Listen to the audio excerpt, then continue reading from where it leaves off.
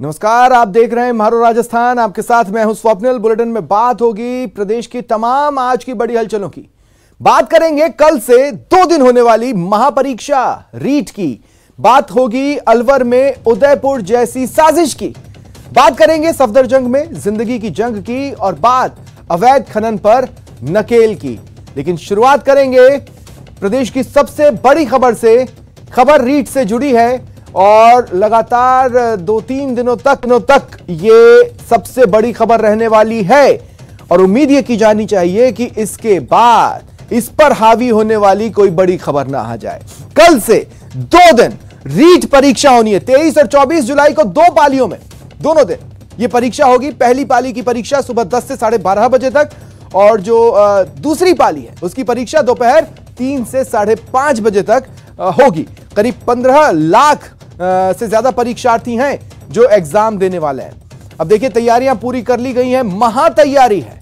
जितने भी examination centres हैं जहां पर परीक्षार्थी रीट की परीक्षा देंगे, उन तमाम सेंटर्स पर सीसीटीवी कैमरे लगा दिए गए। अब देखिए, सीसीटीवी कैमरों से लाइव फीड कौन देखेगा? अभय कमांड से इन सेंटर्स की निगरानी होगी, इन कैमरों की निगरानी होगी। महापरीक्षा प्रशासन की महातैयारी। महापरीक्षा नकल गिरोह पर पूरी नजर। महापरीक्षा इस बार होगी फुल प्रूफ। रीट परीक्षा सरकार की अग्नि परीक्षा। तारीख तय है 23 और 24 जुलाई। तैयारी पूरी है। महापरीक्षा यानी रीट परीक्षा 2022 को लेकर 1376 परीक्षा केंद्र बनाए गए हैं, जहां 15,66,992 परीक्षार्थी पंजीकृत हैं। इस बार महापरीक्षा को फुल प्रूफ बनाने की तैयारी कैसी है, ये भी बताएंगे। लेकिन पहले जरा देख लीजिए रीट परीक्षा 2022 की एबीसीडी। 23 और 24 जुलाई को 2 पारियों में होगी परीक्षा।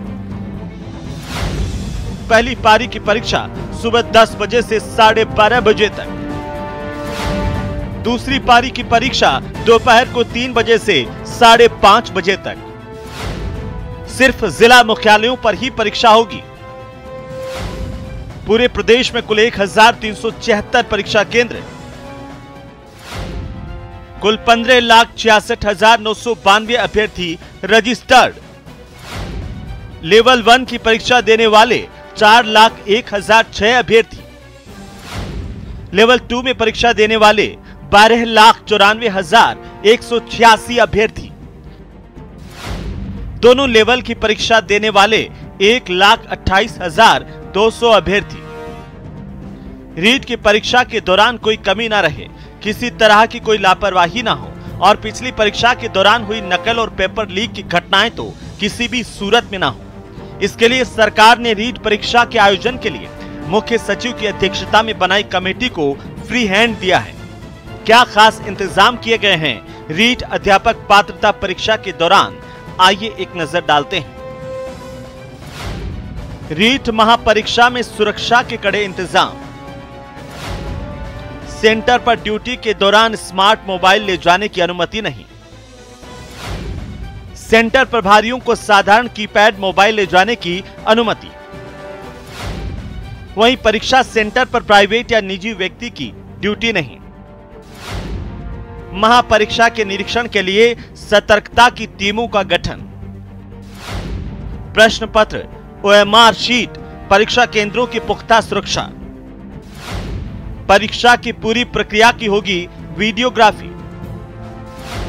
परीक्षा संबंधी कार्य में प्रयुक्त हर वाहन होंगे जीपीएस युक्त। परीक्षा केंद्रों की मॉनिटरिंग पुलिस अभय कमांड सेंटर से की जाएगी। जयपुर के अंदर भी लाखों बच्चे जो है वो परीक्षा देने के लिए आ रहे हैं। पूरे राज्य में 1376 सेंटर बनाए गए हैं। जयपुर का जो सबसे बड़ा सेंटर है गांधीनगर का स्कूल, जहां पर 432 से ज्यादा बच्चे बैठेंगे, उस सेंटर पर इस वक्त मैं यहां पर मौजूद हूं। यहां पर जो तमाम वीक्षक हैं जो परीक्षा लेंगे वो यहां पर पहुंच चुके हैं। उनको जो ड्यूटीज है वो संभला दी गई है। जो ट्रायल मॉक ड्रिल है वो यहाँ पर हो चुका है। किस तरह से एग्जाम दिए जाएंगे, एक कक्ष के अंदर 24 बच्चों के बैठने के इंतजाम यहाँ पर किए गए। आपको एक बार तैयारियां यहाँ पर दिखा देते हैं कि जो यहाँ पर जो सेंटर इंचार्ज है उनके साथ में तमाम जो वीक्षक हैं उन्हें उनकी ड्यूटियां सौंपी जा रही है। मोबाइल फ़ोन किसी भी तरह से यहाँ पर अलाउ नहीं होगा, केवल कीपैड वाला फ़ोन जो होगा वो सेंटर इंचार्ज के पास होगा। बाकी तमाम वीक्षकों की ड्यूटी जो अलग अलग इलाकों से यहाँ पर पहुँचे हैं ड्यूटी देने के लिए, उनकी ड्यूटीज़ यहाँ पर लगाई गई है। ड्यूटीज़ को अंतिम रूप देने का काम यहाँ पर किया जा रहा है। दरअसल इस बार सरकार की पूरी तैयारी है, क्योंकि रीट महापरीक्षा सरकार की अग्नि परीक्षा से कम नहीं। ये रीट की परीक्षाओं के लिए मुख्य सचिव की अध्यक्षता में स्टेट लेवल की कमेटी काम कर रही है। डिस्ट्रिक्ट लेवल पर जिला कलेक्टर एसपी की देखरेख में ये काम हो रहा है और मैं समझता हूँ कि इस बार जो प्रबंध किए गए हैं, मुझे नहीं लगता कहीं पर भी कोई नकल करने की हिमाकत करेगा। हमारे माननीय मुख्यमंत्री जी अशोक जी गहलोत ने ये कहा था कि मैं ऐसा सख्त कानून बनाऊंगा कि कोई नकल करने का दुस्साहस नहीं करेगा। उन्होंने जो कानून बनाया है उसके अंतर्गत 10 से लेकर 12 साल तक की जेल का प्रावधान है, 10 करोड़ का मुआवजे का प्रावधान है। बहरहाल सरकार की मंशा साफ है कि रीट अध्यापक पात्रता भर्ती परीक्षा में किसी तरह की लापरवाही न हो, क्योंकि पिछली परीक्षा में पेपर लीक की घटना ने सरकार की किरकिरी की थी, जिसके चलते सरकार को विपक्ष ने सदन से लेकर सड़क तक घेरा था। और अब जब 1 साल बाद सरकार चुनावी मोड में जा रही है, तो ऐसे में सरकार किसी तरह की चूक नहीं चाहती है। परीक्षा को पारदर्शी तरीके से संपन्न करवाना सरकार के लिए एक बड़ा चैलेंज बना और सरकार यही कोशिश कर रही है कि किसी भी सूरत में लाखों अभ्यर्थियों की इस परीक्षा को सफल बनाया जाए, ताकि राजस्थान की सरकार एक सफल रीट पात्रता परीक्षा का रिकॉर्ड बना सके। कैमरा पर्सन मानसिंह के साथ लवली वधवा, न्यूज़ 18 जयपुर। और परीक्षा के दौरान परीक्षार्थियों के लिए परिवहन के निःशुल्क इंतजाम सरकार द्वारा किए गए हैं। जयपुर में सरकार ने 4 अलग अलग डायरेक्शंस में स्पेशल अस्थाई बस स्टैंड बनाए हैं, जहां से 520 बसें संचालित होंगी। सबसे ज्यादा 200 बसें विद्याधर नगर स्टेडियम में लगाई गई हैं। सबसे कम 70 बसें टोंक रोड पर B2 बाईपास चौराहे पर लगाई गई हैं। इन बसों में स्टूडेंट्स को 26 जुलाई तक फ्री यात्रा की सुविधा रहेगी।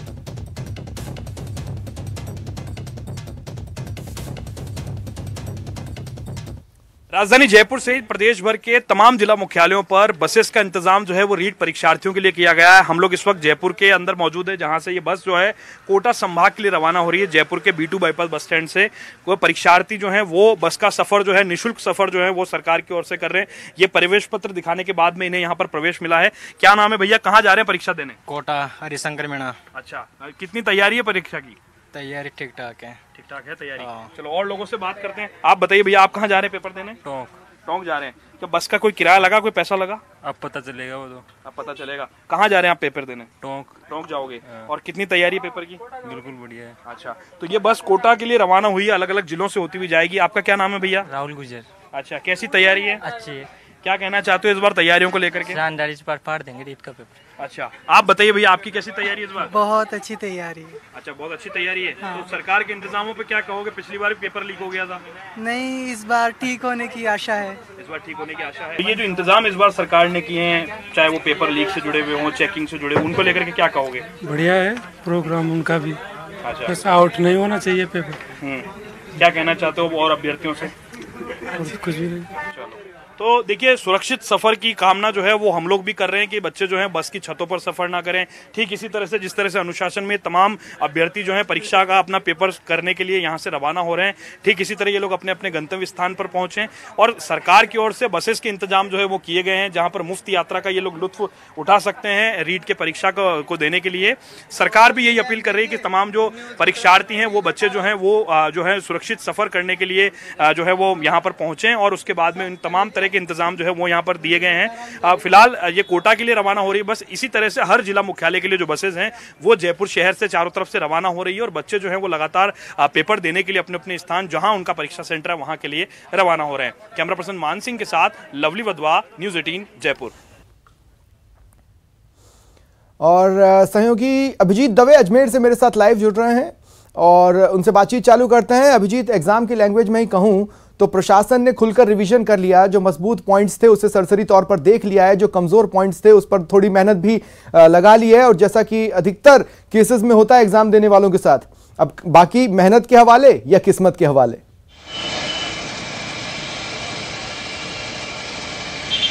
देखिए बिल्कुल आपने सही कहा स्वप्निल, दूध का जला छाछ भी फूक फूक कर पीता है और यही कारण है कि पिछले साल जब रीट लेवल 2 की परीक्षा पेपर लीक के कारण निरस्त हुई, उसके बाद अब जब ये दोबारा हो रही है तो जो नोडल एजेंसी है माध्यमिक शिक्षा बोर्ड वो बहुत ज़्यादा अधिक सतर्कता बरत रही है।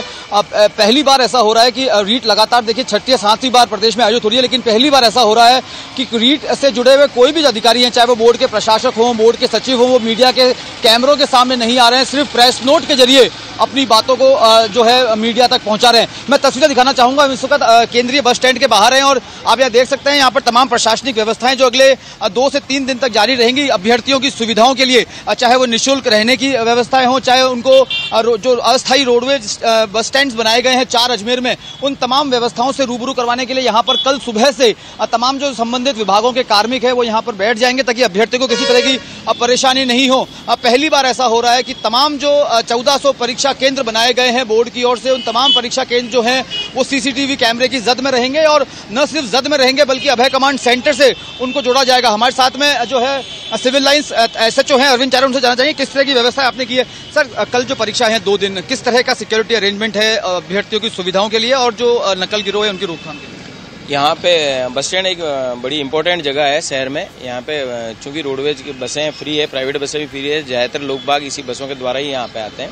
यहाँ पे कंट्रोल रूम लगा रखा है जिसमें परिवहन विभाग के अधिकारी हैं, रोडवेज के अधिकारी हैं, पुलिस का जाब्ता है, बहुत अधिक संख्या में जाब्ता लगाया गया। सेंटरों पे व्यवस्था की गई सुरक्षा के हिसाब से, आराम से पहले फ्रिस्किंग करके ही कैंडिडेट को भेजा जाएगा।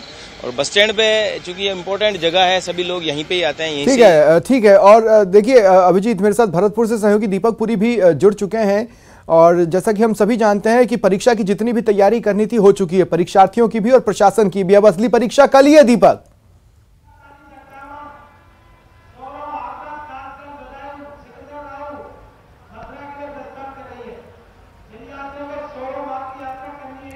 दीपक सुन पा रहे हैं? जी दीपक, मैंने कहा असली परीक्षा कल से ही है। परीक्षा की जितनी तैयारियां करनी थी परीक्षार्थियों को और प्रशासन को वो सब हो चुकी है। अब जो भी है कल फेस करना है, कल से फेस करना है 2 दिनों तक।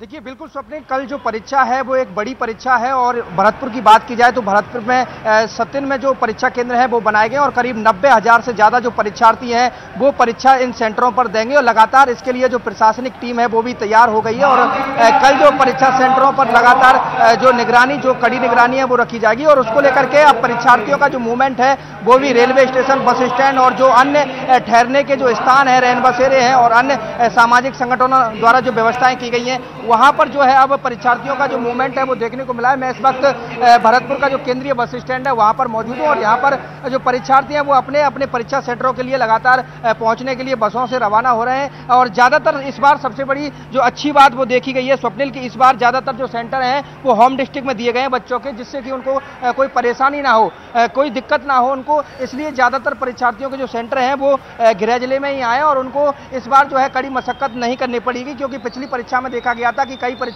परीक्षार्थी जो है वो यहाँ से जयपुर के लिए परीक्षा देने गए थे या जोधपुर के लिए परीक्षा देने गए थे तो उनको एक कड़ी जो है परेशानी का सामना करना पड़ा था। लेकिन इस बार ज्यादातर परीक्षार्थी 70% जो परीक्षार्थी हैं वो गृह जिलों में परीक्षा देंगे और हमारे साथ लगातार यहाँ पर कुछ परीक्षार्थी भी हैं, उनसे भी बात करने की कोशिश करेंगे। कहाँ से आए हैं आप? रीट की परीक्षा देने जाएंगे आप? अलेना से सर। रीट की परीक्षा देंगे? बिल्कुल सर। तो कहाँ आया है आपका सेंटर? हमारा जगीना रोड पर। जगीना रोड पर सर। कैसी तैयारी है उसको लेकर? तैयारी ठीक सर, बिल्कुल अच्छी है। अच्छा, ठहरने की रुकने की क्या व्यवस्था है? रुकने की व्यवस्था रूम पर और वैसे भी गवर्नमेंट ने की हुई है व्यवस्था, कोई दिक्कत नहीं है। एवन व्यवस्था, बस स्टैंड वगैरह पे व्यवस्थाएं कैसी है प्रशासन? चलिए, तो इस वक्त दीपक और अभिजीत, मैं हम सभी की तरफ से ऑल द बेस्ट कहता हूं तमाम परीक्षार्थियों को और प्रशासन को भी, क्योंकि परीक्षा तो दोनों की ही है। बहुत बहुत शुक्रिया आप दोनों का मेरे साथ जुड़ने के लिए और तमाम बातचीत के लिए, इन लाइव तस्वीरों के लिए जो आपने हमारे दर्शकों तक पहुंचाई। और देखिए, इस बीच एक बड़ी खबर मैं आपको बता देता हूं, मौसम भी परीक्षा ले सकता है। रीट से पहले राजधानी पानी पानी है, जमकर बारिश हुई जिसके बाद कई इलाकों में पानी भर गया है। डहर का बालाजी सीकर रोड पर जलभराव है, पानी में गाड़ियां जो चल रही हैं वो ऐसा लग रहा है मानो तैर रही हैं। अब ये तस्वीरें देखिए, लगभग गाड़ी डूब चुकी है। विधानसभा के सामने जनपद पर भी जाम की स्थिति बनी है और ये तस्वीरें विश्वास मानिए राजधानी की, ये देखिए तैरती हुई गाड़ी, क्योंकि पानी इतना भर गया और उसका जो अपना खुद का वेग भी है वो भी धीरे धीरे इन गाड़ियों को उनके पार्किंग स्पॉट से सरकाता हुआ दिख रहा है। कई जगहों पर वाहनों की लंबी कतारें लगी हुई हैं। इस बीच वाहन चालक परेशान है। सीकर रोड पर जाम लगा है, सड़क पर घुटनों तक पानी भरा है। अब इन्हीं हालात में परीक्षार्थियों को अपने एग्जामिनेशन सेंटर तक पहुंचना है। तो परीक्षा शुरू होने से पहले मौसम भी परीक्षा ले रहा है। और ज्यादा जानकारी के लिए बात करेंगे सहयोगी सौरभ गृहस्थी से। सौरभ, जैसा कि मैंने कहा, सबसे बड़ी परीक्षा शुरू होने से पहले अब मौसम भी परीक्षा ले रहा है। जी बिल्कुल, देखिए आज दिन भर से बारिश तो नहीं हो रही थी, लेकिन शाम को अचानक झमाझम बारिश का जो दौर है वो राजधानी में देखने को मिला और शहर के कुछ इलाकों में मूसलाधार बारिश जो है वो पिछले 2 घंटों तक जो है वो देखने को मिली। और यही कारण है, इसके चलते शहर के कई इलाकों में बारिश का पानी जो है वो जमा हो गया और नालों की सफाई नहीं होने के कारण और कचरा रहने के कारण से किस प्रकार की तस्वीरें जो है वो नजर आई है। बिल्कुल, जबकि कुछ सालों पहले सौरभ आपको याद होगा कि राजधानी से बाढ़ की तस्वीरें हमने दर्शकों तक पहुंचाई थी। ज्यादा वक्त नहीं बीता है उन बातों को। मतलब यह है कि अपनी परीक्षा में निगम जरूर फेल रहा।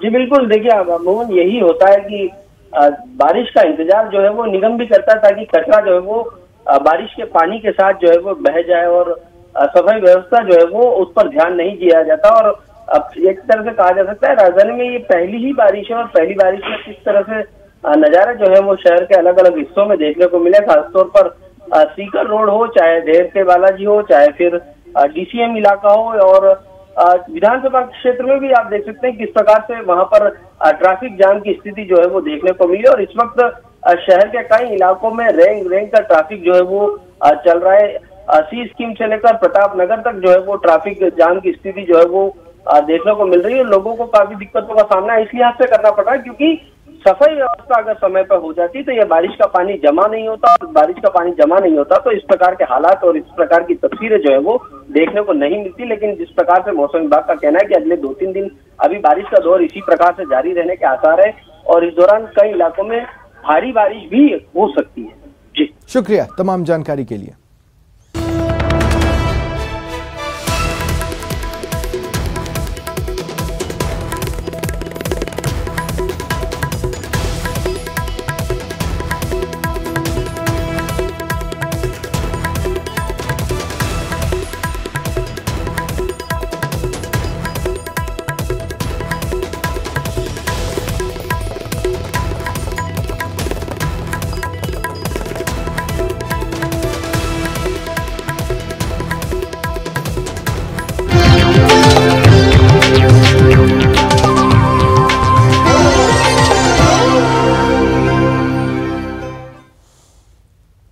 बात करते हैं अलवर में ग्रंथी से गुस्ताखी की। अलवर जिले के रामगढ़ थाना क्षेत्र के मिलकपुर गांव में पूर्व ग्रंथी गुरुबख्श के केश कत्ल किए जाने के बाद से सिख समाज में आक्रोश है। सिख समाज के लोगों ने रामगढ़ थाने पहुंचकर ज्ञापन सौंपा और आरोपियों को जल्द गिरफ्तार करने की मांग की। इस दौरान पुलिस और प्रशासन के अधिकारियों ने 2 दिन का समय मांगा, जो आरोपियों की गिरफ्तारी का आश्वासन भी इस दौरान दिया गया। पीड़ित गुरबख्श सिंह ने कहा है कि उसे अगर न्याय नहीं मिला तो वो थाने के बाहर सुसाइड कर लेगा।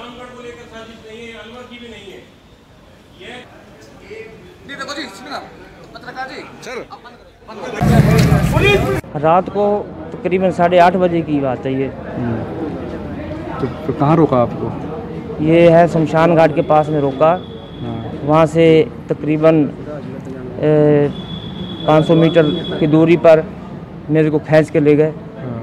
तो उन्होंने फिर आंखों में मिर्च डाल दी। उनके हाथों में छुरे भी थे 2 बंदों के। और आंखों में मिर्च डालने के बाद मेरी आंख बांध दी। फिर वहाँ से घसीट कर और थोड़ा आगे ले गए। वहाँ ले जाकर नाड़ काटने वाले थे। नाड़ काटने वाले थे तो मैंने बोला, भाई आप मेरी नाड़ क्यों काट रहे हो, दोष बताओ, मेरा दोष क्या है। तो उन्होंने बोला कि भाई तुम्हारे ये मिलकपुर के लड़कियां बहुत उठाते हैं मुसलमानों की है। तो मैंने बोला, भाई मैं यहाँ रहने वाला, यहाँ का रहने वाला नहीं हूँ। मैं गांव अतबी का रहने वाला हूँ। सीकरी मेरा थाना पड़ता है तो यहाँ मैं गुरुद्वारे में पुजारी हूँ। तो उन्होंने फिर अपना जो उनका कोई बड़ा जिसने ये काम करवाया है उसको फ़ोन किया। कौन आदमी उसका नाम था जुम्मा सरपंच जी। तो उन्होंने बोला कि चल जुम्मा सरपंच को फ़ोन करो भाई, इसके साथ अब क्या करना है, ये तो यहाँ का रहने वाला नहीं है। तो उसने फिर उन्होंने उधर फ़ोन किया तो उसने बोला भी इसके जो है पुजारी है ना गुरुद्वारे का, इसके बाल काट दो। तो उन्होंने बाल काटने अभी शुरू किए थे। तो मैंने बोला भाई ऐसा करो, बाल मत काटो, मेरी नाड़ काट दो, मेरे टुकड़े टुकड़े कर दो, बाल मत काटना। लेकिन उन्होंने नहीं मानी, उन्होंने बाल काट दिए, वो वहाँ से निकल गए। आपने भी थोड़ी देर पहले कहा कि अगर मुझे न्याय नहीं मिला तो मैं आत्महत्या कर लूँगा। क्या हाँ। ये क्या अपने सर को? हाँ जी, अगर न्याय हमको नहीं मिलता है, हमको न्याय नहीं मिलता तो थाने पे जाकर ही आत्महत्या की कर लूँगा जी, क्योंकि मैं जीना लायक रहा ही नहीं। वहीं डीएम जितेंद्र सोनी ने आज पीड़ित से मुलाकात की, परिवार को सुरक्षा का भरोसा दिया। पुलिस ने 7-8 लोगों को डिटेन किया है। एफएसएल टीम ने मिर्च और बाल के सैंपल लिए। सिख समाज में आक्रोश है और आरोपियों की जल्द गिरफ्तारी की मांग कर रहे हैं।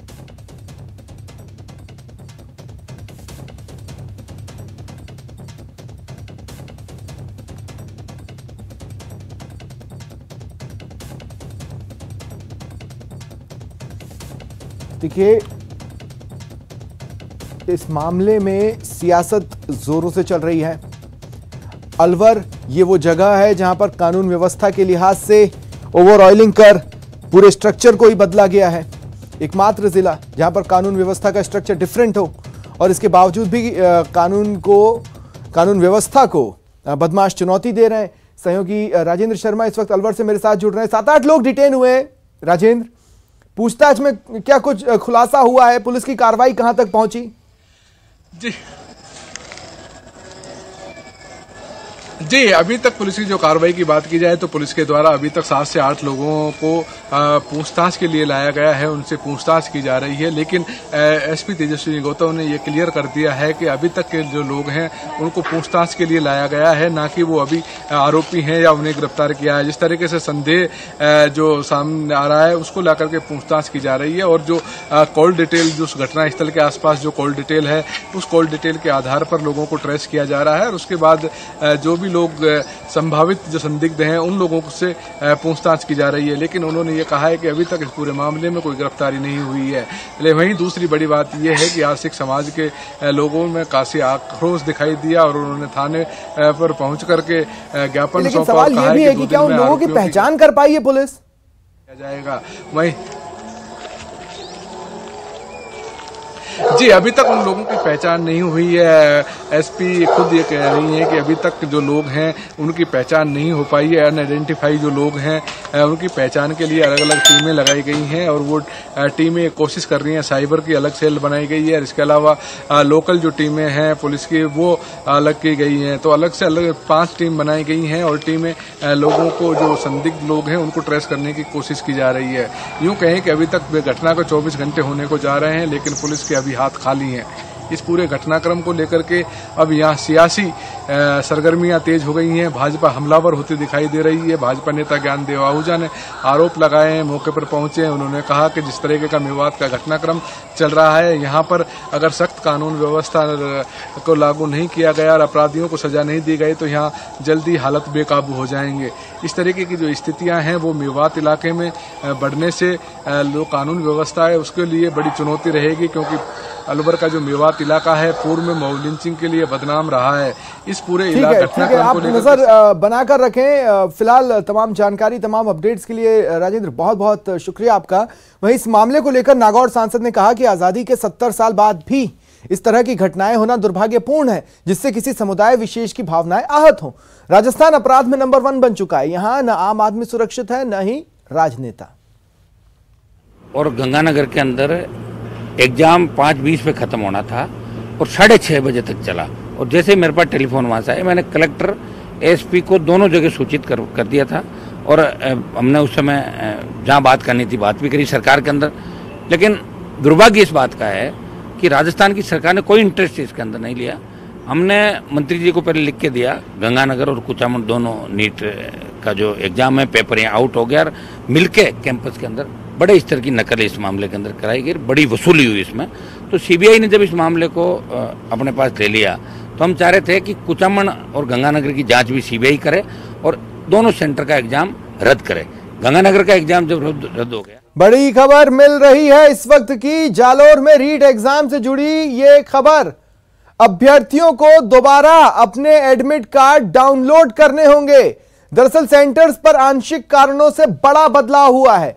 Ashapurna Vidhi Mahavidyalaya, Bhinmal road, Jalore, VS Mahavir senior secondary school, Roopnagar, Jalore, Vidya Bharati senior secondary school, Sire Mandir road, Jalore, Jyotiba Phule senior secondary school, Bhinmal road, Jalore. देखिए ये सेंटर्स के नाम सामने आ रहे हैं।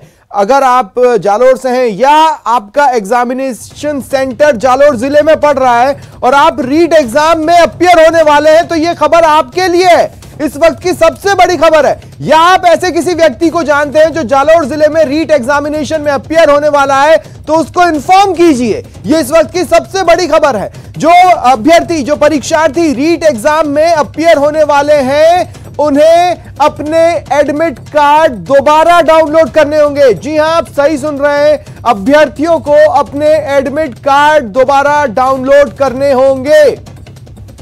आपको वो सेंटर्स बता देते हैं जहां आंशिक कारणों से बड़ा बदलाव हुआ है।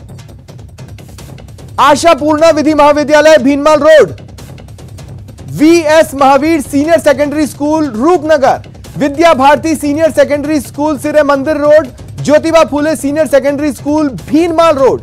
इन सेंटर्स पर आंशिक कारणों से बड़े बदलाव किए गए, बड़ा चेंज हुआ है। इस वक्त की यह सबसे बड़ी खबर है। अगर आप हमें देख रहे हैं, रीट परीक्षा में अपियर होने वाले हैं, जालोर जिले में है आपका सेंटर, तो इस खबर को ध्यान से सुनिए। दोबारा अपने एडमिट कार्ड को डाउनलोड कीजिए। दोबारा अपना एडमिट कार्ड डाउनलोड आपको करना होगा। ये जो 4 सेंटर्स जहां पर बदलाव हुए, इन 4 सेंटर्स में अगर आप परीक्षा देने वाले हैं, इनमें से कोई एक सेंटर आपका भी है, तो इस खबर को ध्यान से सुनिए। दोबारा डाउनलोड कीजिए अपना एडमिट कार्ड।